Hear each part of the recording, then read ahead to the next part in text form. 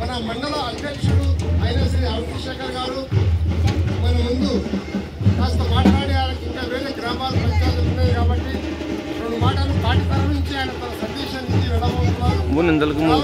కూడా ఆయన మాటలు వినాలి, మన విషయాలన్నీ కూడా నేను చెప్తాను. మన అధ్యక్షుడు మండల అధ్యక్షుడైన శ్రీ శేఖర్ గారు మాట్లాడుతున్నారు.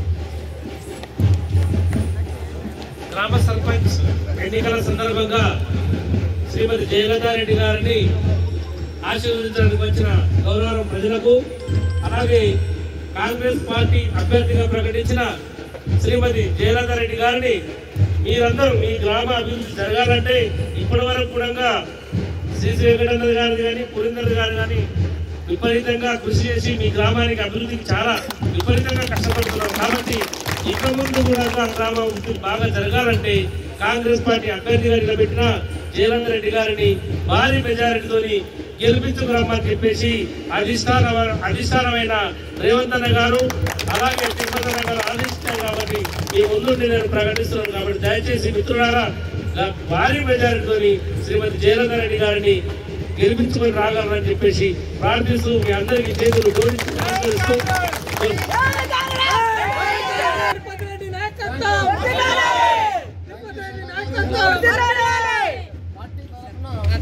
మీరు ఇక్కడికి వచ్చేసి ఇచ్చినందుకు సంతోషము. పార్టీ హైకమాండ్ కూడాను హలో వినిపిస్తున్నారు.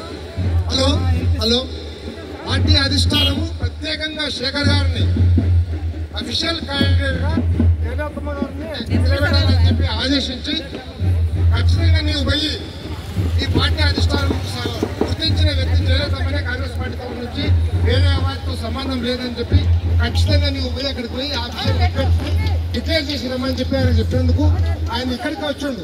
అవతల మనవాళ్ళు కూడా తెచ్చిండ్రు, మేము కాంగ్రెస్ అని అంటున్నారు. కానీ మీకు అంతా తెలుసు ఎవరు కాంగ్రెస్ ఎవరు లేరు, ఎవరు పని చేస్తారు ఎవరు పని చేయరని మీకు అంతా తెలుసు. చూస్తూనే ఉన్నాము. టీఆర్ఎస్ వేసుకొని 5-6 మంది కాంగ్రెస్ కార్యకర్తలు జమ అయినాడు. అంతేగాని అసలు కాంగ్రెస్ నిజమైన కాంగ్రెస్ కార్యకర్తలు ఎవరు లేరు అక్కడ. మొత్తం బీఆర్ఎస్ సంబంధించిన వాళ్ళు. ఎందుకంటే వీళ్ళ చాటున వాళ్ళు రావడానికి ప్రయత్నిస్తున్నారు. అది క్లియర్ మెసేజ్ ఇవ్వడానికే ఈనాడు మన శేఖర్ గారిని మన పార్టీ అధ్యక్షులైన మండల పార్టీ అధ్యక్షులైన శేఖర్ గారిని ఇక్కడ కోరించినారు. ఈ సందేశం చాలా ముఖ్యము. మీరందరూ కూడా ఈ మాట విని అఫీషియల్ కాంగ్రెస్ రేవంత్ రెడ్డి గారు, తిరుపతి రెడ్డి గారు బలపరిచిన క్యాండిడేట్ జయలలిత రెడ్డి గారే మళ్ళీ ఒకసారి చెప్తున్నారు. ఖచ్చితంగా మొత్తానికి మీరందరూ కూడా ఎవరికైనా చెప్పొచ్చు. స్పెషల్ గా మండల అధ్యక్షుడు వచ్చిండ్రు అంటే ఆయనకు చెప్పి పంపించారు. వాళ్ళు చెప్తే కూడా ఎవరు ఇంటలేరు. మన పార్టీ అయినప్పటికీ కూడా ఒకరిద్దరు ఇంటలేరు. వాళ్ళు బీఆర్ఎస్ మాయలో పడ్డారు. బీఆర్ఎస్ దాంట్లో ఊపిలో దిగిపోయారు. కాబట్టి ఇక వాళ్ళు ఊపి నుంచి బయటకు వచ్చే సమస్య లేదు.